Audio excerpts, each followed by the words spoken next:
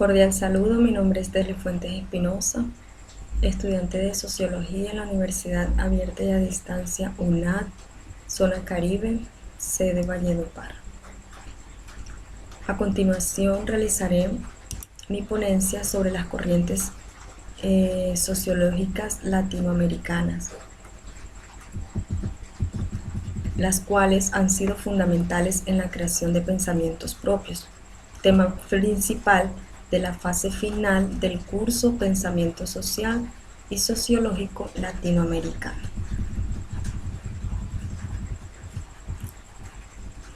La sociedad latinoamericana ha sufrido las condiciones desiguales del poder, iniciando con el capitalismo y el colonialismo, que han perdurado a lo largo de la historia, con eje principal la dominación entre los diferentes grupos de los seres humanos, la riqueza, el poder, la raza, la cultura, el sexo, la religión. La colonialidad del poder demuestra que el eurocentrismo continúa siendo el elemento fundamental del actual patrón de poder, hegemonía en el modo de producir conocimiento, impuesta sobre toda la población del planeta hace 500 años. Los avances del pensamiento sociológico se alcanzan en el siglo XX, donde se abren espacios para un proceso de industrialización, intensificándose relaciones comerciales y políticas entre los países de la región, soporte necesario para un concepto autónomo de latinoamericanismo. El neoliberalismo es un excepcional extracto purificado y por ello despojado de tensiones y contradicciones, de tendencias y opciones civilizatorias que tienen una larga historia en la sociedad occidental. Esto le da la capacidad de constituirse en el sentido común de la sociedad moderna. La Comisión Económica para América Latina y el Caribe, CEPAL, creada el 25 de febrero de 1948, se fundó para contribuir al desarrollo económico de América Latina, coordinar las acciones encaminadas a su promoción y reforzar las relaciones económicas de los países entre sí y con las demás naciones del mundo. Las ciencias sociales ocupan un espacio vital en la lucha teórica por apropiarse de la realidad y direccionar lo político. Sus conceptos y categorías han sido una manera de construir el futuro. El análisis de las tensiones entre modernidad y colonialismo ofrece así un espacio inigualable para pensar los alcances y problemas de cada una de estas formas de pensamiento emancipatorio latinoamericano. De nosotros depende seguir fortaleciendo esos pensamientos y abordar desde nuestro propio conocimiento y criterios para el beneficio de una comunidad que espera que las cosas algún día puedan mejorar mediante la influencia positiva de cada uno de nosotros. Algunos conceptos trabajados durante esta fase está el desarrollo y el subdesarrollo, que son fenómenos que históricamente están vinculados porque se condicionan mutuamente, dando como resultado la división del mundo entre países industriales avanzados o centros y países subdesarrollados, atrasados o periféricos.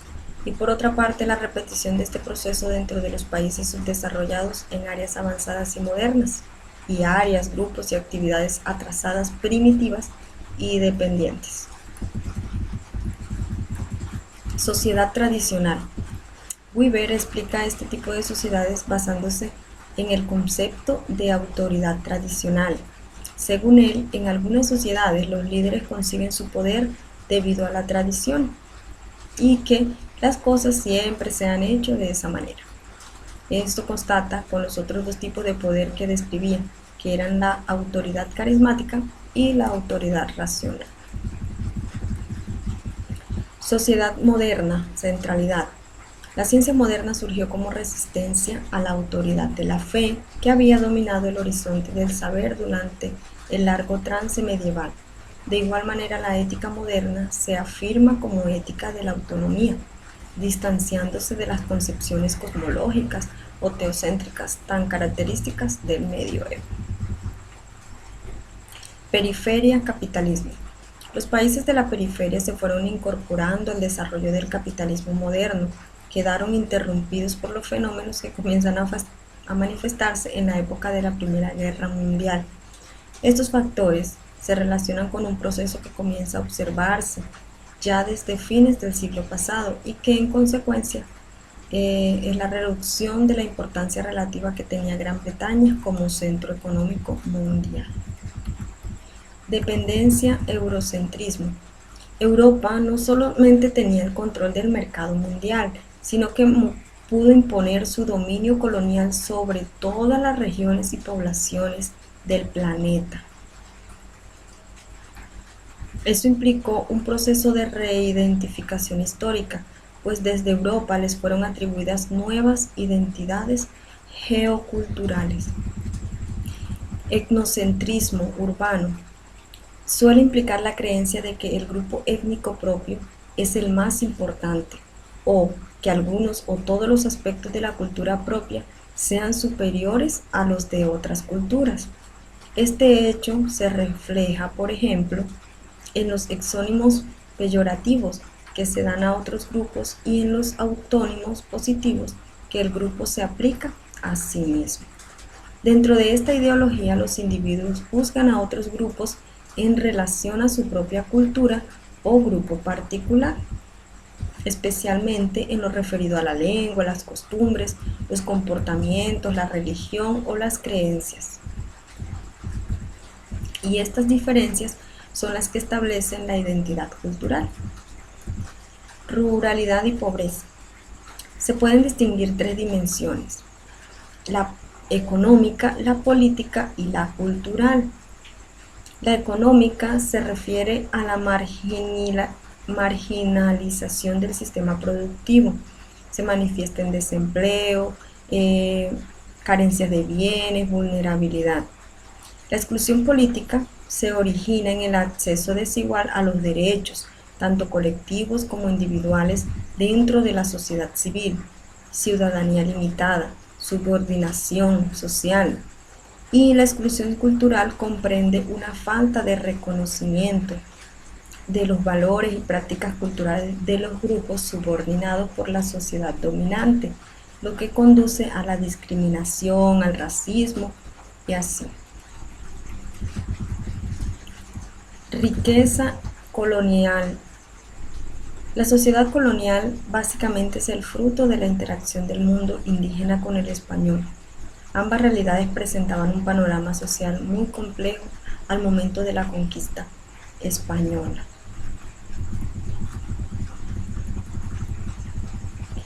Decolonial. El pensamiento decolonial constituye una inusitada expresión de la teoría crítica contemporánea, estrechamente relacionado con las tradiciones de las ciencias sociales y humanidades de América Latina y el Caribe. Industrias culturales. El proceso de transformación económica que ha experimentado América Latina desde la década de los 80, como resultado de la aplicación de los principios del libre comercio, ha producido profundos cambios en las estructuras económicas, políticas, sociales, tecnológicas, culturales de la región. Desde el punto de vista cultural, los países de América Latina han debido hacer frente a una serie de desafíos que los ha ido obligando a replantear sus procesos de construcción nacional, reorganizar sus escenarios culturales y desterritorializar sus identidades culturales.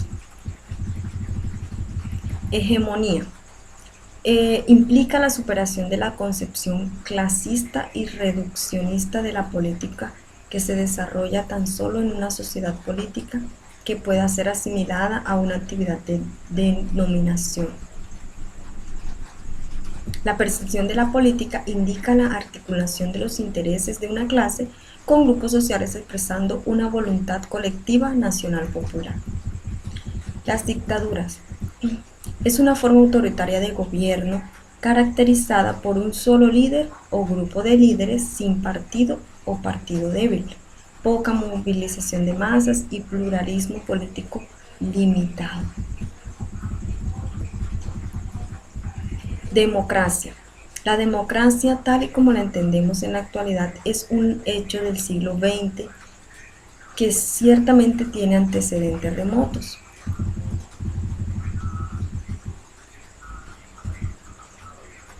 Se entiende por democracia la igualdad, que no sean más en nada los pobres que los ricos, que ni dominen los unos sobre los otros, sino que ambas clases sean semejantes. Algunas corrientes o escuelas sociológicas latinoamericanas. Teoría estructuralista desarrollista de la CEPAL. El desarrollismo o estructuralismo es una teoría económica referida al desarrollo surgida en América Latina a mediados del siglo XX, que sostiene que el orden económico mundial sigue un esquema centro industrial periferia agrícola, razón por la cual se produce un deterioro estructural de los términos de intercambio en el comercio internacional en perjuicio de los países periféricos, que reproduce el subdesarrollo y amplía la brecha entre los países desarrollados y países en vía de desarrollo. Como consecuencia, el desarrollismo sostiene que los países no desarrollados deberían tener estados activos con políticas económicas que impulsen la industrialización para alcanzar una situación de desarrollo autónomo. Teoría de la dependencia. Esta teoría es elaborada entre los años 60 y 70 por científicos sociales a la situación de estancamiento socioeconómico en el siglo XX, como una respuesta a la teoría de la industrialización de la Comisión Económica para América Latina y el Caribe, CEPAL, y la teoría del desarrollo. La teoría de la dependencia utiliza la dualidad metrópoli-satélite para exponer que la economía mundial posee un diseño desigual y perjudicial para los países no desarrollados, a los que les ha asignado un rol de subordinación de producción de materias primas con bajo valor agregado, en tanto que las decisiones fundamentales y los mayores beneficios se realizan en los países centrales, a los que se les ha asignado la producción industrial de alto valor agregado. Teoría de la liberación. Se manifiesta en la postura que los teólogos de la liberación han mantenido respecto a una opción preferente por los pobres, sobre lo cual plantean que el cristianismo debe ser una praxis transformadora que permita la liberación de todas las formas de dominación. Los pobres ya no son entendidos como un objeto de asistencialismo o de compasión, sino que se les interpreta como el resultado de las prácticas estructurales de explotación y de dominación. Por lo tanto, constituyen el lugar hermenéutico de la praxis liberadora. Teoría del desarrollo y subdesarrollo. El destino del término estuvo marcado por el impacto que los aportes de las ciencias sociales tuvieron en la ideología de los distintos países de la región. Esto define dos ámbitos en los cuales examinar esta teoría social de un término, los cuales, siendo claramente distintos, no son independientes entre sí. La complejidad que esto produce es grande, porque en las relaciones entre ellos surge buena parte de la variedad de significados que constituye al mismo tiempo la razón del éxito del término y la dificultad de su uso. Teoría de la revolución. Sus orígenes se remontan a periodos anteriores a la mitad del siglo XVIII. Se producen precisamente algunas de las grandes transformaciones en el orden social que posibilitan el avance de la revolución industrial, como la transformación agrícola que prepara el terreno para dicho proceso. Implicó también una transformación de la estructura de la sociedad. Así, por ejemplo, provocó una reorganización del agro, destruyendo en forma creciente la servidumbre y la organización social basada sobre la aldea campesina, estimulando una fuerte emigración rural hacia los centros urbanos. Teoría de la decolonialidad de poder. Decolonialidad es sinónimo de pensar y hacer decolonialmente, y cuestiona o problematiza las historias de poder que emergen de Europa. Estas historias subyacen a la lógica de la civilización occidental. Es una respuesta a la relación de dominación directa, política, social y cultural establecida por los europeos.